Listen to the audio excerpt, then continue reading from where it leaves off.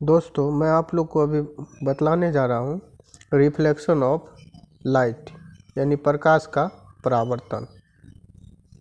तो सबसे पहले जान ले प्रकाश क्या है। प्रकाश एक माध्यम है जिसकी उपस्थिति में हम किसी वस्तु को देखते हैं, या ये भी आप कह सकते हैं प्रकाश एक प्रकार की ऊर्जा है जो हमें किसी वस्तु को देखने में सहायता करता है। उसके बाद रे यानी किरण, प्रकाश के गमन पथ को किरण कहते हैं, यानी प्रकाश जिस रास्ता से गुजरता है उसी पथ को किरण कहते हैं। उसके बाद कुछ क्वेश्चन है, जैसे पृथ्वी से सूर्य की दूरी कितनी है। अगर कोई क्वेश्चन आपसे पूछे पृथ्वी से सूर्य की दूरी कितनी है, तो लगभग 15 करोड़ किलोमीटर है। सूर्य से पृथ्वी की दूरी लगभग 15 करोड़ किलोमीटर है। प्रकाश को सूर्य से पृथ्वी तक पहुंचने में कितना समय लगता है, तो प्रकाश को सूर्य से पृथ्वी तक पहुंचने में 8 मिनट 23 सेकंड का समय लगता है। ये क्वेश्चन कोई पूछे आपसे कि प्रकाश को सूर्य से पृथ्वी तक पहुंचने में कितना समय लगता है, तो प्रकाश को सूर्य से पृथ्वी तक पहुंचने में 8 मिनट 23 सेकंड लगता है।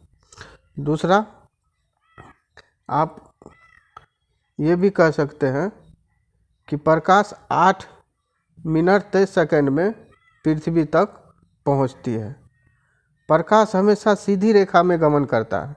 अगर कोई आपसे पूछ दे कि प्रकाश कौन सी रेखा में गमन करती है, तो प्रकाश हमेशा सीधी रेखा में गमन करती है।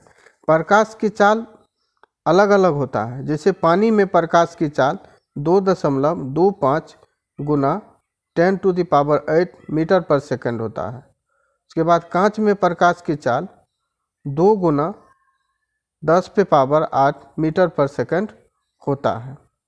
के बाद आप मूल क्वेश्चन पे आ जाए, रिफ्लेक्शन यानी परावर्तन। जब प्रकाश की किरण किसी पृष्ठ से टकराकर पुनः उसी माध्यम में लौट जाती है तो इस घटना को प्रकाश का परावर्तन कहते हैं।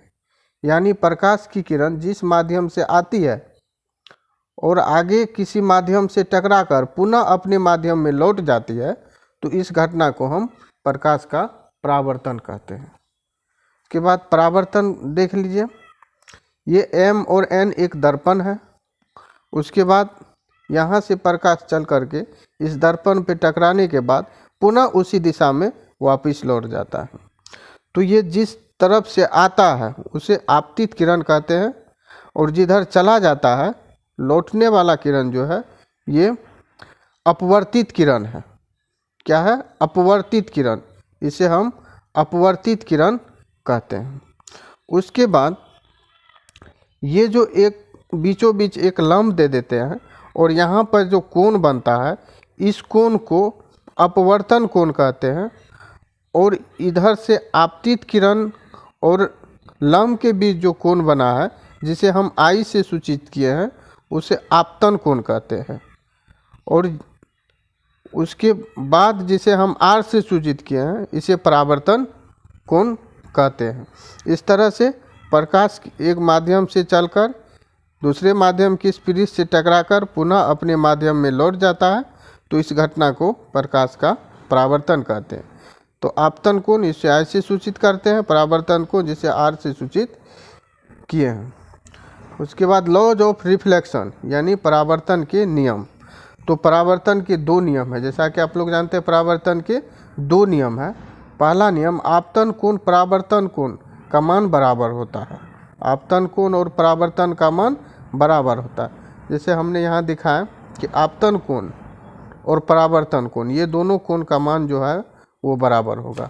दूसरा है आपतित किरण, परावर्तित किरण तथा आपतन बिंदु पर डाला गया लंब एक ही तल में होता है। जैसा कि यहाँ देख लें, आपतित किरण यहाँ में आके मिल रहा है, फिर परावर्तित किरण यहीं से शुरू हो रहा है, और आपतन बिंदु पर डाला गया ये जो लंब है तीनों एक ही जगह पे है।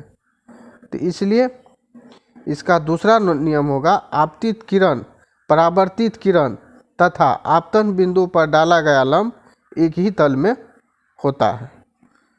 तो यहाँ देख लें कि प्रकाश के परावर्तन के बिना हम किसी वस्तु को नहीं देख सकते हैं। जब किसी वस्तु पर प्रकाश पड़ता है तो फिर वहाँ से प्रकाश परावर्तित होने के बाद उस वस्तु का प्रतिबिंब हमारा आँखों पे बनाता है, तब हम उस वस्तु को देख पाते हैं।